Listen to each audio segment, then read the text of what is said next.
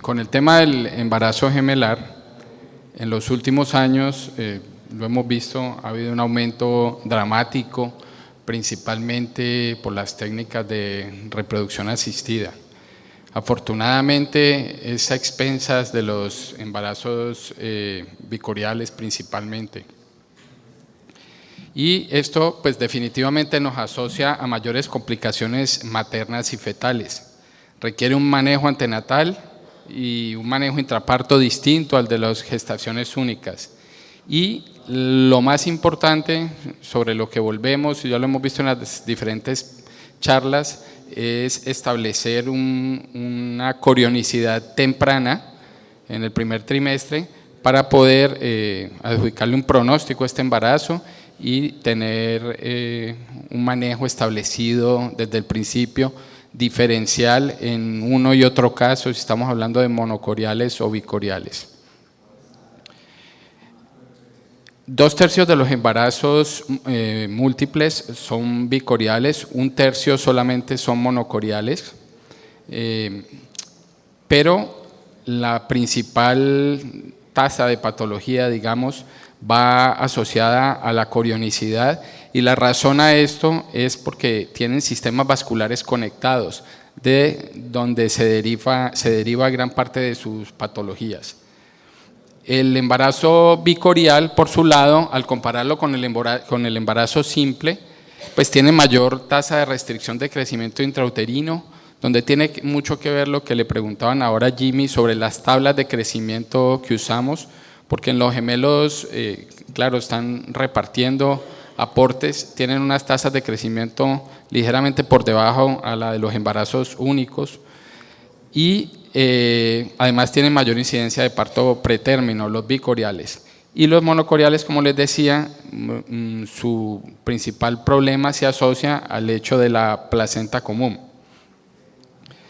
Cuando nos concentramos en los monocigóticos, dependiendo del día en que se divide el cigoto, nos va a originar los embarazos monocoriales, los embarazos que vamos a tener. Si la división es muy temprana, pues aparece el gemelar ideal, que son los monocigotos, que son bicoriales y biamnióticos, y para efectos prácticos se van a comportar como si fueran bicigóticos.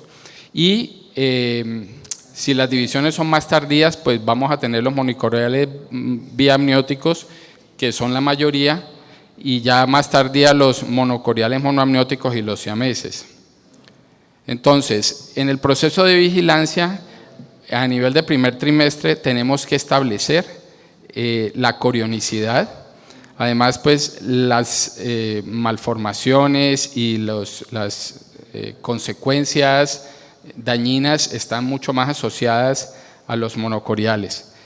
El signo de lambda, que es el signo donde se ve la proyección del tejido trofoblástico entre las dos membranas, es pues utilizado universalmente, y si lo evaluamos en forma temprana vamos a tener un diagnóstico muy certero, y el signo de la T es el que nos confirma que el embarazo es monocorial. Estos son casos pues, donde es claramente evidente la protrusión de tejido trofoblástico entre las membranas en este embarazo bicorial, y aquí tenemos lo mismo en un embarazo tricorial. Y en los monocoriales pues siempre pasa lo mismo, que en muchos de los casos casi que no vemos la membrana, pero tenemos que ser muy incisivos en esas evaluaciones, porque también tenemos que hacer diagnóstico temprano de los monoamnióticos. En la evaluación de 11 a 14 semanas que hacemos de rutina, pues tenemos que tener claro que cuando pensamos en los monocoriales tenemos que tener un seguimiento más riguroso y no confiarnos de que lo que estamos viendo y para lo cual estamos entrenados en los embarazos simples es lo mismo que está pasando en los monocoriales. Muchas veces los hallazgos que para nosotros son indicadores de aneuploidías en unos embarazos simples, cuando estamos hablando de monocoriales, pueden ser signos tempranos de transfusión. Entonces, ecografía de 11 a 14 semanas, nos concentramos en el tamizaje, junto con la bioquímica, adaptada por ser un embarazo múltiple, para establecer un riesgo. Y en esta etapa temprana del embarazo, para nosotros podemos ya identificar los monoamnióticos, los siameses y los TRAPS. Cuando tenemos una sospecha, de acuerdo al caso, pues establecemos un diagnóstico genético.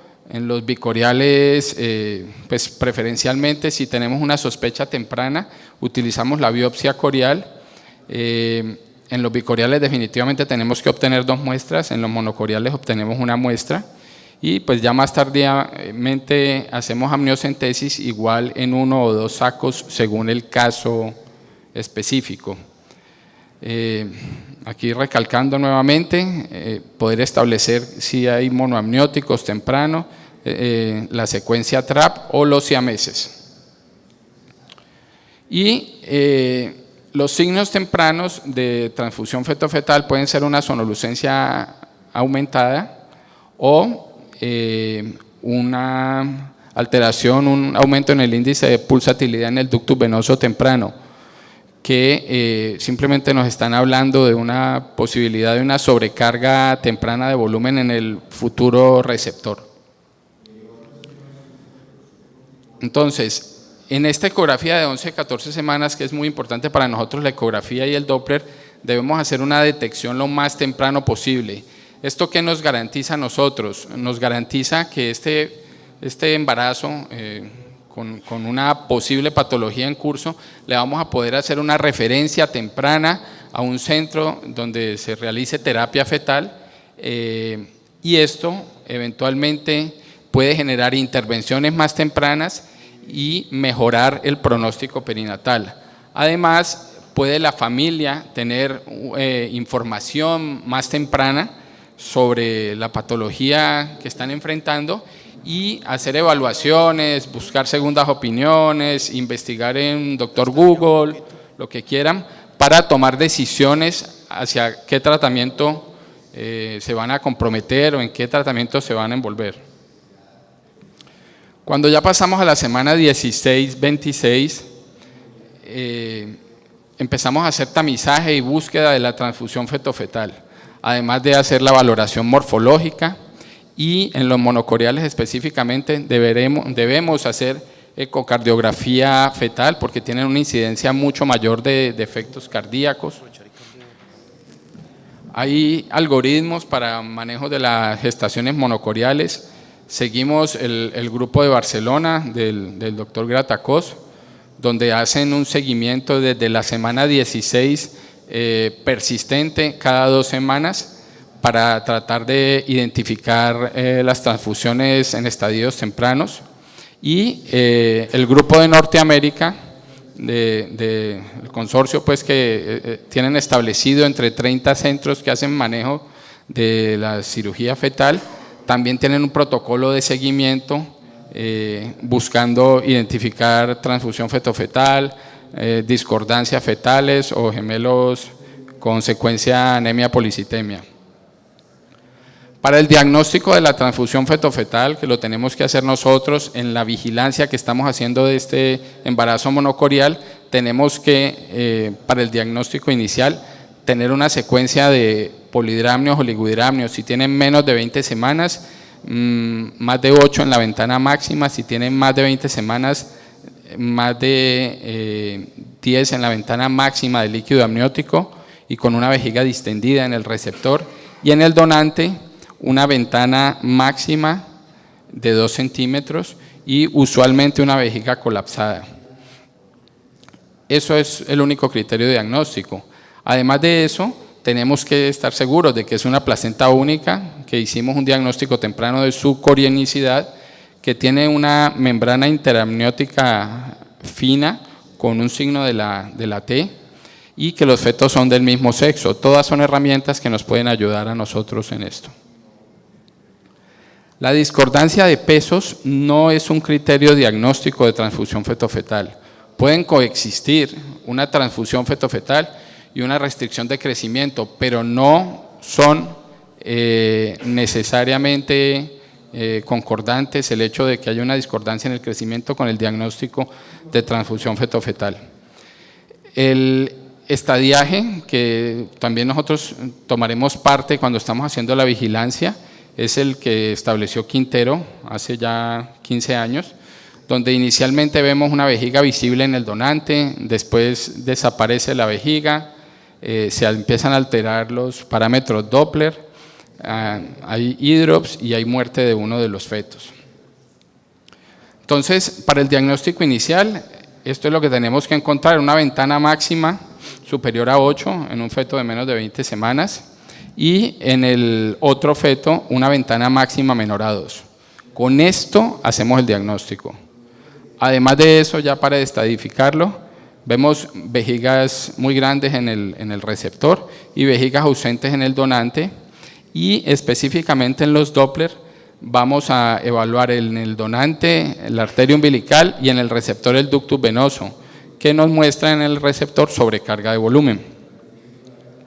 Muy importante cuando estamos evaluando esto, con estas polidramios tan grandes, evaluar siempre el cervix, porque esto nos va a hablar del pronóstico del embarazo y además nos compromete las opciones terapéuticas. Entonces, transfusión fetofetal no necesariamente tienen discordancias de peso importantes. Bueno, un poco más adelante empiezan a manifestarse las alteraciones de crecimiento y entonces empezamos a buscar también en ese seguimiento la restricción de crecimiento intrauterino, selectivo o discordante. Otra patología diferente a la transfusión fetofetal. En la restricción de crecimiento intrauterino discordante, el primer problema que tenemos es un reparto placentario asimétrico. El reparto de las placentas en los monocoriales no es mitad y mitad, sino que es un reparto que es aleatorio y puede ser que se repartan 50 y 50, pero puede ser 70-30 o que el donante se quede con el 20% o menos aún del tejido placentario. Para complicar esto, hay estudios de patologías, en patología de las placentas que nos confirman que más del 95% de las placentas tienen anastomosis vasculares. Entonces tenemos un problema de reparto desigual de placentas y además tenemos un problema de comunicaciones vasculares que nos van a empeorar el problema. Entonces podemos tener placentas, fetos como este de acá que tienen poco o casi nada de tejido placentario y que además tienen comunicaciones vasculares que van a empeorar su problema y lo van a convertir en una patología muy compleja. Los criterios diagnósticos, pues una discordancia de peso de mayor o igual al 25%, debe estar, en muchos de los centros utilizan solamente el feto con restricción que esté por debajo del percentil 10 y que existan ausencia de signos de transfusión fetofetal. Hay una clasificación propuesta por el grupo de Gratacos de acuerdo al Doppler, donde el estadio pues, inicial o de menor gravedad es el tipo 1, donde los Doppler pueden ser normales. El tipo 2 es cuando hay flujo ausente en la arteria umbilical y el tipo 3 es cuando hay un flujo intermitente ausente reverso. Los dos últimos, pues claramente son los de peor pronóstico. Hay una discordancia, pues evidente. Y en el control prenatal, entonces, hacia donde vamos enfocados, es que en las gestaciones bicoriales, fuera de la identificación en primer trimestre de corionicidad y de diagnóstico para descartar aneuploidías, empezamos haciendo una evaluación anatómica entre la semana 20 y 22 y después vamos a hacer seguimiento del crecimiento.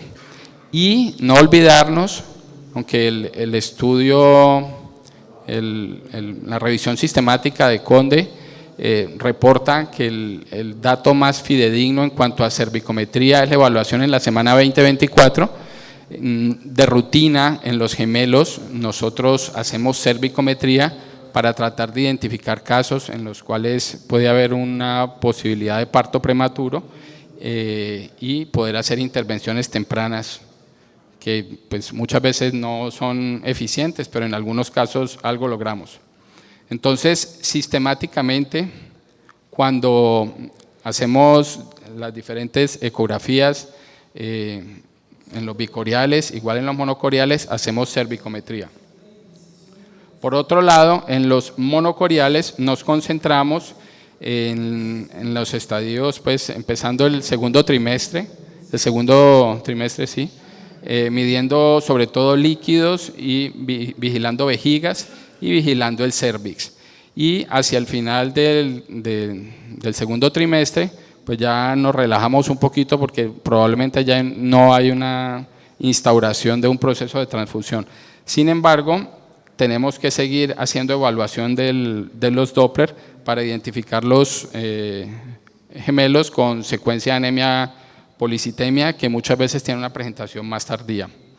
Entonces, diagnóstico diferencial entre restricción de crecimiento y transfusión, las discordancias de peso, que en los fetos con restricciones siempre, en las transfusiones puede estar o no, el líquido amniótico en el feto del saco grande o de mayor tamaño, que en los fetos con restricción puede estar normal o algo aumentado, mientras que en la transfusión debe estar presente siempre.